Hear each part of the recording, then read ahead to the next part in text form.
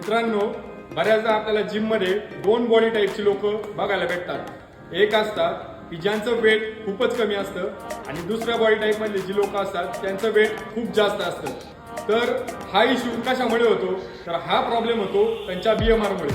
BMR म्हणजे पूर्ण विश्रांतीच्या time मध्ये लागणाऱ्या कॅलरी, ऊर्जा, त्याला आपण BMR म्हणतो।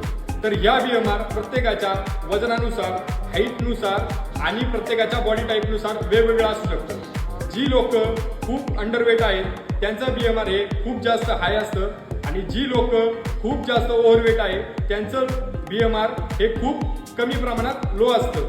तर या दोन्ही बॉडी टाईप मधल्या लोकांना त्यांच्या BMR वरती काम करावं लागेल आणि त्यांचा BMR कॅल्क्युलेट करावं लागेल। यावेळेसच ते त्यांच्या टार्गेट पर्यंत चांगल्या प्रकारे पोहोचू शकतात। जर ही व्हिडिओ तुम्हाला डिटेलमध्ये जर हवी असेल तर या व्हिडिओला लाईक करा, कमेंट करा आणि जास्तीत